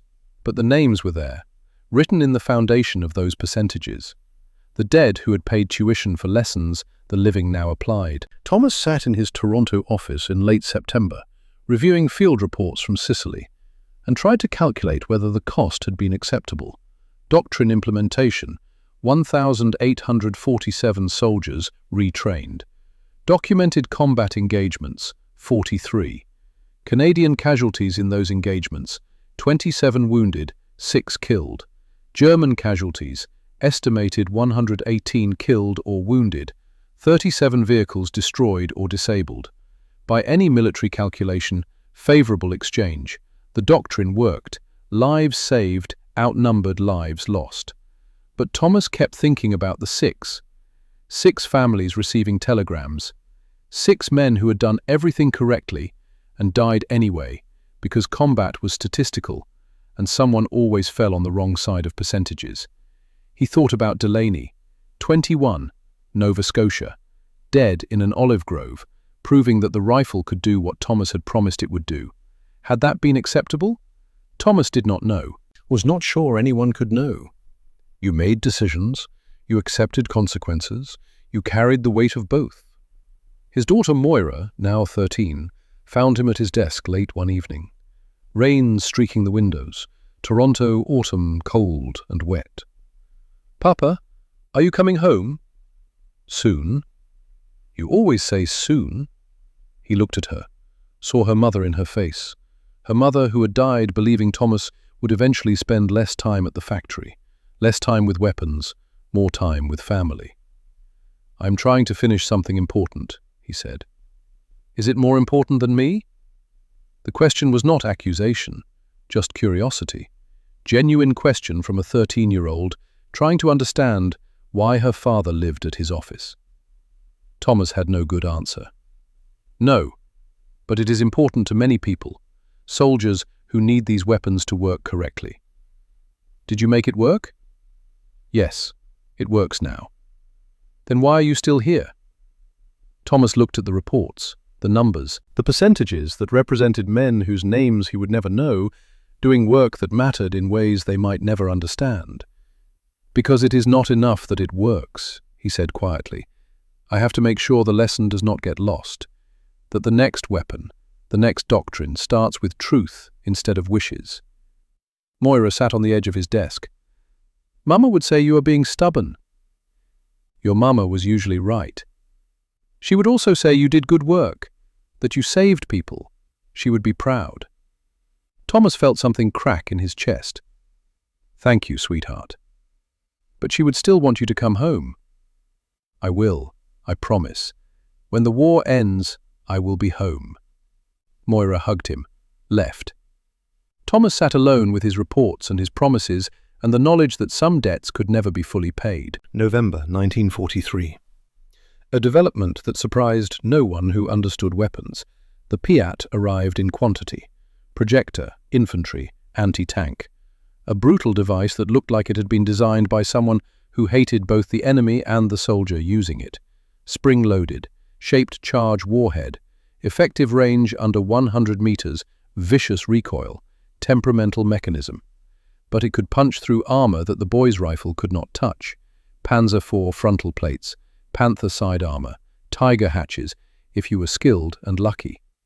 The Piat became the new primary anti-tank weapon. The boy's rifle began its slide into secondary roles. Not obsolete, not useless, just reclassified. What it had always actually been, an anti-material weapon for targets that did not require shaped charges. By January 1944, most frontline Canadian infantry companies had replaced their boys' rifles with Piats. The big rifles went to support companies, reconnaissance units, static defenses, places where heavy machine guns and light armor were still targets, places where the doctrine Thomas and Lorne had written still applied. Some soldiers were relieved. The Piat, for all its flaws, could kill what looked most dangerous, could stop a Panzer if used correctly. That psychological weight, knowing your weapon could defeat the biggest threat, mattered. Other soldiers missed the boys, missed its range, its precision, the way it could reach out and touch a target at 200 meters with accuracy that the Piat could not match. Different tools, different jobs, both necessary. Lorne, now training instructor at Petawawa, taught both weapons. The boys with the doctrine he had helped prove. The Piat with cautious respect for a weapon that could kill its user as easily as the enemy. He was 24 now, 1 year older than when Patrick Delaney died. He dreamed about that day every few weeks. The mortar rounds, the blood, the way Delaney's eyes had stopped moving. The dreams were not nightmares exactly, just memories that replayed with perfect clarity. Combat recall. Veterans knew it, learned to live with it. During the day, Lorne taught young soldiers how to use weapons that might save their lives. He was good at it, patient, precise. He did not dramatize, did not minimize, just showed them what the weapons could do, what they could not do, and how to stay alive using that knowledge. Some students asked about his experience. He told them about Sicily, about the ambush, about doing everything right and losing someone anyway. He told them because they needed to know that perfect execution did not guarantee survival, but it improved the odds, and sometimes odds were all you had. At night he wrote letters, to Delaney's widow Margaret, to Fraser's grave in the Canadian War Cemetery in France, to Thomas occasionally, reporting on training progress. He dated a nurse named Evelyn, quiet woman from Ontario. She understood that he could not talk about some things, did not push, just existed beside him while he worked through whatever he needed to work through. They would marry after the war, have 3 children, live quiet lives in Manitoba, where the land was flat and predictable and tractors still broke in ways Lorne could fix. But that was future. In 1944, there was only the war and the teaching and the nights when he woke from dreams about olive groves and blood that would not wash off. May 1945. Germany surrendered. The war in Europe ended. Allied intelligence teams swept through captured Wehrmacht facilities, documenting, cataloguing, trying to understand how Germany had fought, what had worked, what had failed. In a depot outside Munich, an American lieutenant named Harrison found something unexpected. Stacked in a corner, wrapped in oiled cloth, tagged with German inventory numbers, 37 boys' anti-tank rifles. British weapons, captured in France 1940, never discarded, used continuously for 5 years. Harrison documented the find, tracked the serial numbers, discovered that these rifles had been issued to German security battalions, fortress garrisons, anti-partisan units, used against trucks, fortifications, light Soviet armor on the Eastern Front. Anywhere a heavy, accurate rifle was more useful than a Panzerfaust. The report reached British intelligence in June. They forwarded it to Canada. Thomas received a copy in July. He read it 3 times. Then he laughed. Not humor, something harder. Vindication mixed with irony. The weapon everyone had called useless. the rifle that had failed so spectacularly in France, the tool that had needed complete doctrine redesign to be effective. The Germans had kept it, used it, found value in it for 5 years, because professionals recognized professional tools, and Germany, whatever else it was, had been professional about weapons. Thomas filed the report, made a note for his memoir. This detail mattered. This was the final proof that the rifle had never been the problem. The doctrine had been the problem. Fix the doctrine, the rifle worked. Even the enemy had known that. He wondered if Lorne had heard. Wondered if it would matter to him. Probably not. Lorne measured success in students who survived, not in captured enemy equipment reports. But Thomas found it satisfying, a small vindication. The weapon he had helped redesign had been useful enough that the enemy had used it for the entire war.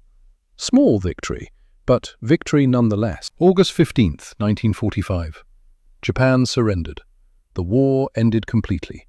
Lorne stood in Petawawa training ground, alone, holding boy's rifle serial number BM-1847, the rifle he had carried in Sicily, the weapon that had killed German vehicles and failed to save Patrick Delaney. The war was over. He was 25.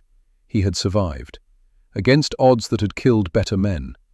He thought about Fraser, dead at 25 in France, never saw the doctrine change, never knew that his letter had influenced how Canada trained its soldiers, never learned that his death had meant something beyond casualties reported. Lorne set the rifle down, checked it one final time, magazine empty, chamber clear, safety engaged. The weapon that had defined 3 years of his life, reduced to inert metal and wood. "We did it, brother," he said quietly. "We made it mean something." The rifle did not answer. Rifles never did. But Lorne felt lighter somehow. Like a weight he had been carrying since 1940 had finally been set down. He walked away from the range, did not look back. The war was over. He was going home. The years passed. The decades. Thomas Blackwell continued in weapons development, helped design the FNC-1 rifle that would serve Canadian forces for decades.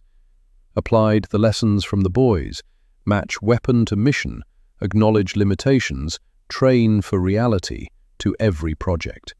His work was not glamorous, not revolutionary, just solid engineering, informed by expensive education. He retired in 1965 at age 60, wrote his memoir, Honest Weapons, Engineering Truth into Doctrine. Published 1972. Small print run, mostly purchased by military historians and veterans who understood the significance of a failed weapon made useful. His daughter Moira became an engineer, worked on the CF-18 Hornet program in the 1980s, carried forward her father's approach, precision, honesty, accepting reality. Thomas died March 7, 1989, age 84, heart failure, Toronto General Hospital. His last words to Moira were, "Tell them the truth about weapons. They will respect you for it." His papers were donated to the Canadian War Museum. Collection number 19890-312. Filed among thousands of other contributions from men who had built the machinery of war and tried to make it kill efficiently, honestly, professionally. Lorne Mackay returned to Manitoba in October 1945. Married Evelyn Thornton in June 1946. Small ceremony, veterans and farmers, people who understood that some men came home carrying weight that never showed on scales. They had 3 children, Duncan, born 1947, Fraser, born 1949, named for the brother Lorne still dreamed about, Margaret, born 1952, named for Delaney's widow who had replied to Thomas's letter with grace that Lorne had never forgotten. He opened a machinery repair shop in Portage-la-Prairie, fixed tractors, combines, equipment that broke in predictable ways and could be mended with patience and proper tools. The work was satisfying, quiet, far from olive groves and mortar fire and friends who died doing everything right. He did not talk about the war, not for years.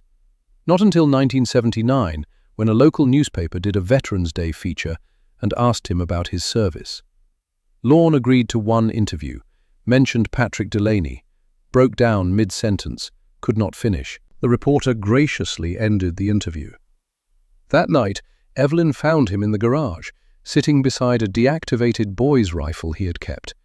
Weapons serial, BM-1847, the rifle from Sicily. "Do you want to talk about it?" she asked. "He was 21, Lorne said. "Did everything right. Died anyway. And you carried him. For 34 years, still carrying him. Will you ever put him down?" Lorne thought about that.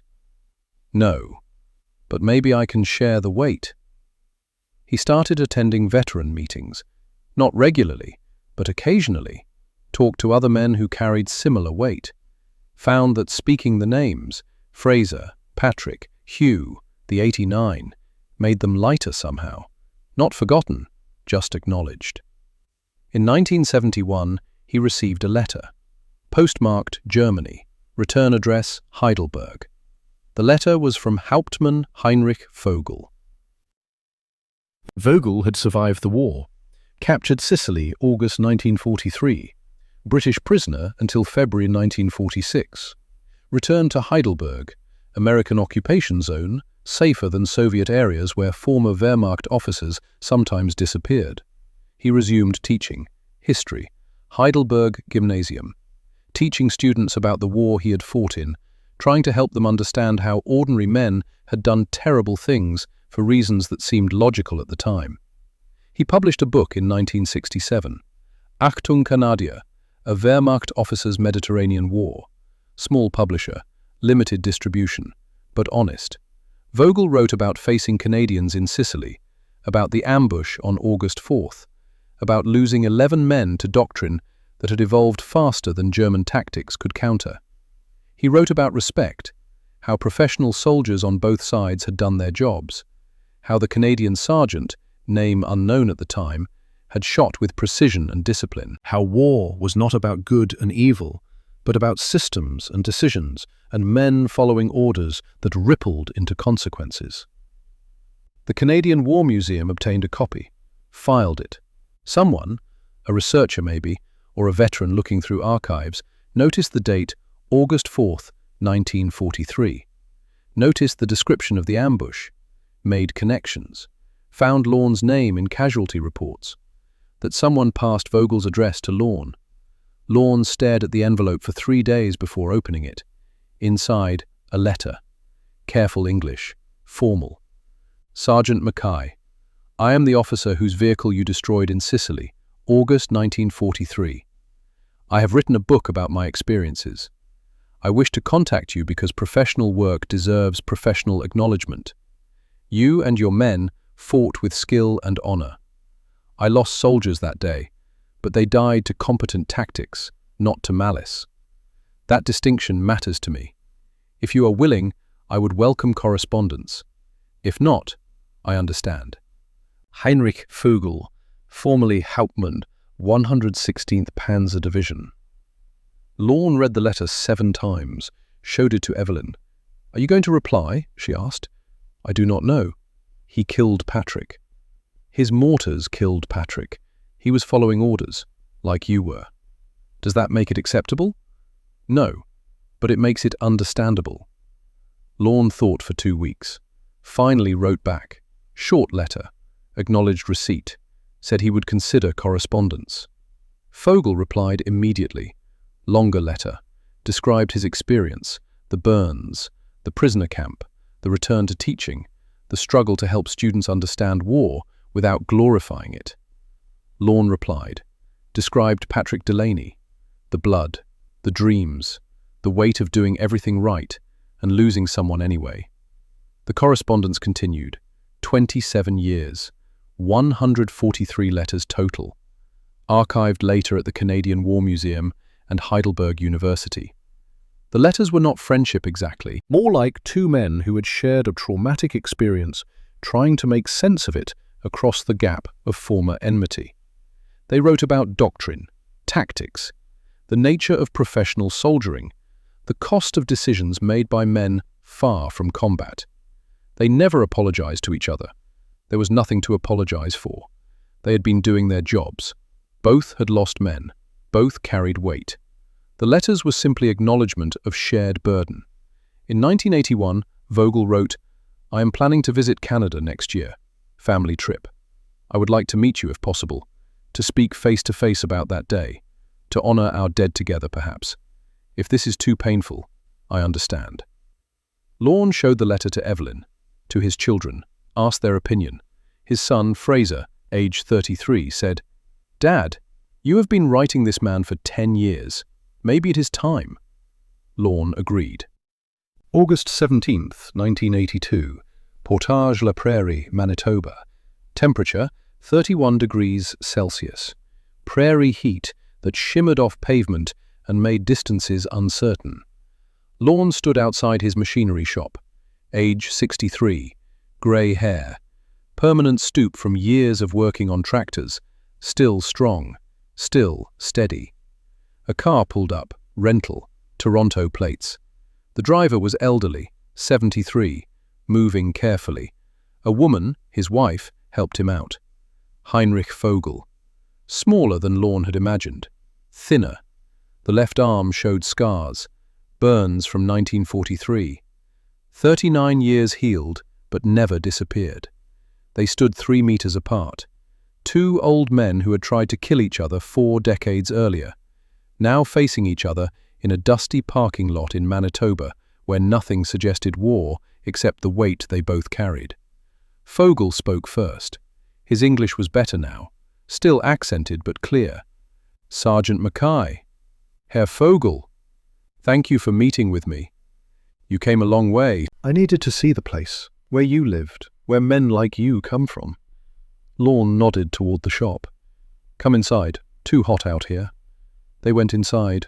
Evelyn had prepared coffee, set out chairs. She and Vogel's wife, Greta, introduced themselves politely and then withdrew. This conversation was not for them. Lorne and Vogel sat.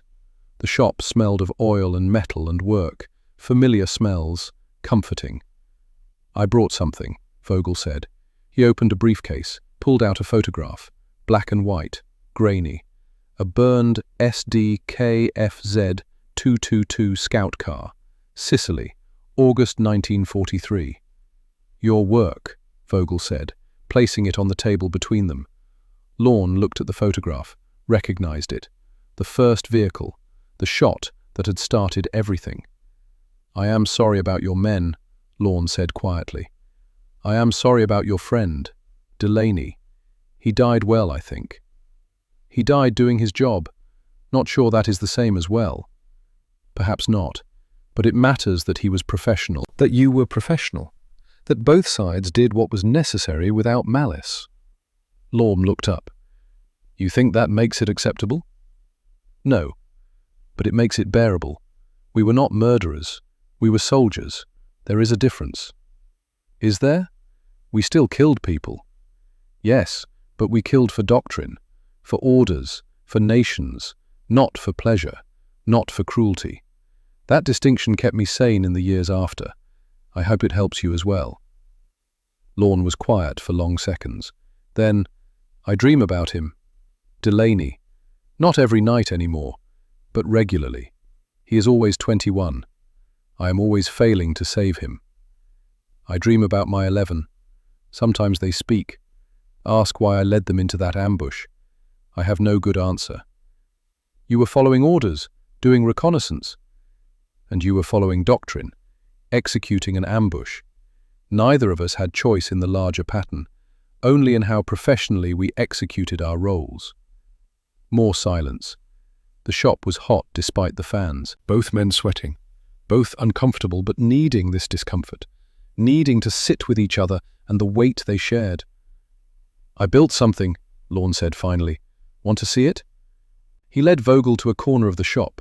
Behind stacked parts and old equipment, mounted on the wall, a small memorial, wooden plaque, inscription, "Private Patrick Delaney, Royal Canadian Regiment, 1922 to 1943, died, proving that honest doctrine saves lives.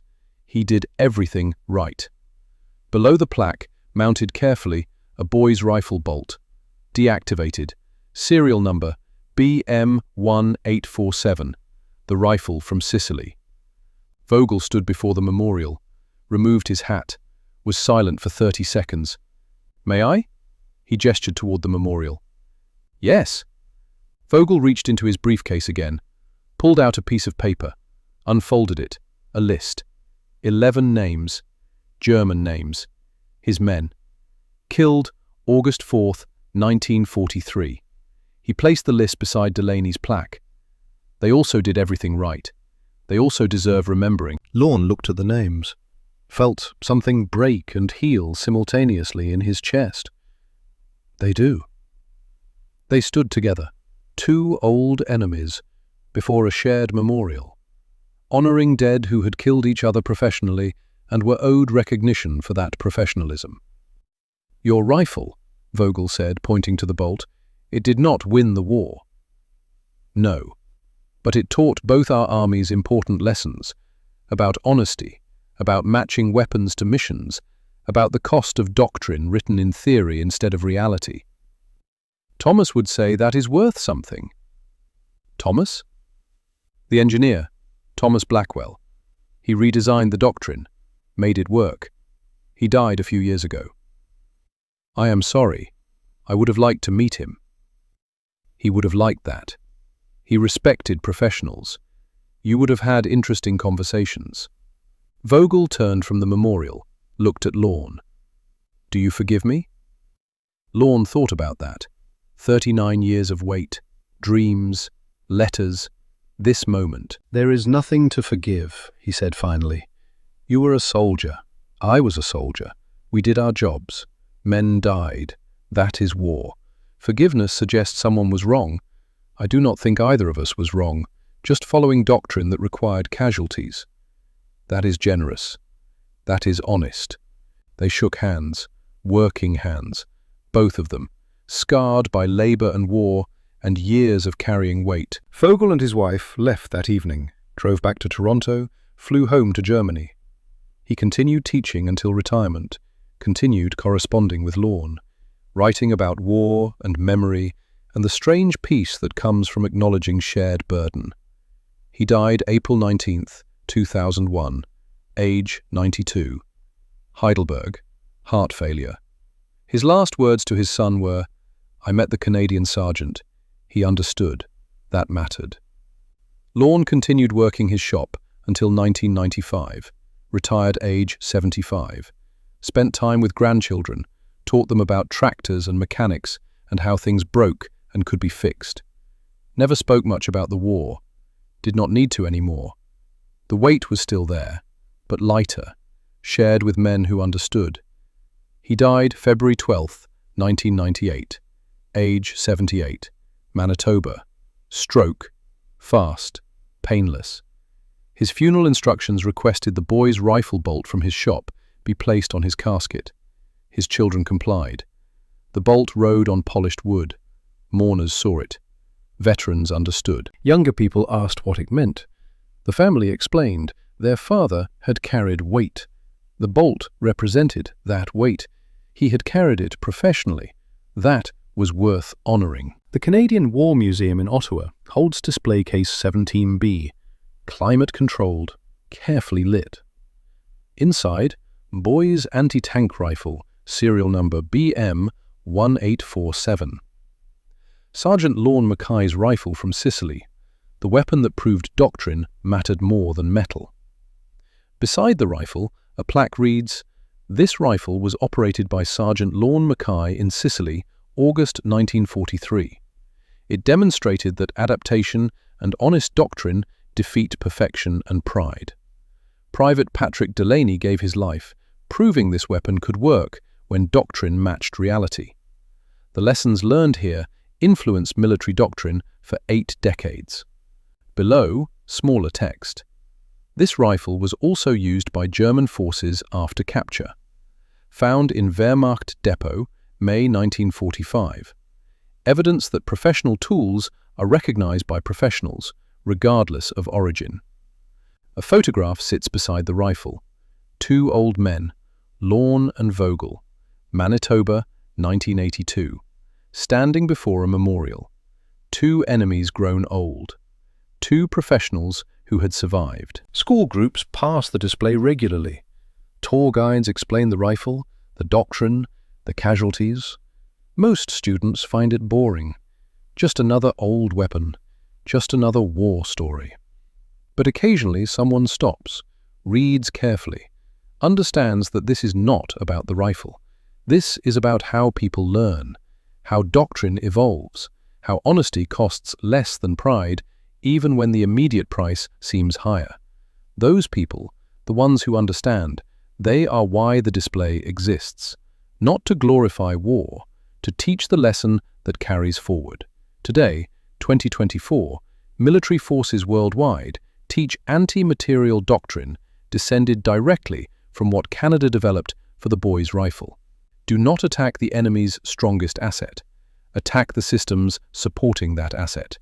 Logistics, communications, reconnaissance. Kill the infrastructure. The strong asset becomes irrelevant. Cyber warfare follows the same principle. Modern hackers do not attack tanks. They attack the GPS networks guiding tanks, the supply chain provisioning them, the communications systems coordinating them. Disable the support structure, the weapons cannot function. The lesson learned on a Sicilian road 81 years ago applies to conflicts fought with keyboards and networks. The technology changed, the principle remained. Find what the enemy cannot function without. Take that away. Force adaptation. Win through precision instead of force. This is the legacy of a failed weapon made useful, not in the weapon itself, in the thinking that salvaged it, in the honesty that acknowledged limitations, in the professionalism that matched tool to task, instead of wishing the task would match the tool. Fraser Mackay died May 28, 1940, age 25, Dunkirk, operating a boy's rifle under doctrine that did not match reality. He wrote a letter the night before explaining the problem. That letter changed everything. Patrick Delaney died August 4, 1943, age 21, Sicily, operating a boy's rifle under doctrine that matched reality perfectly. He proved the weapon worked when used honestly. That proof saved lives for 2 years of war. Hugh Dermott died June 1940, age 41, France, testing a weapon designed to specification but employed beyond capability. His observations informed the doctrine change that saved others. Thomas Blackwell died March 7, 1989, age 84, Toronto. Having spent 44 years teaching that weapons must match missions and doctrine must match reality, his work influenced military engineering for decades. Lorne Mackay died February 12, 1998, age 78, Manitoba. Having taught hundreds of soldiers how to use weapons honestly and survive professionally, his students carried his lessons into conflicts he never saw.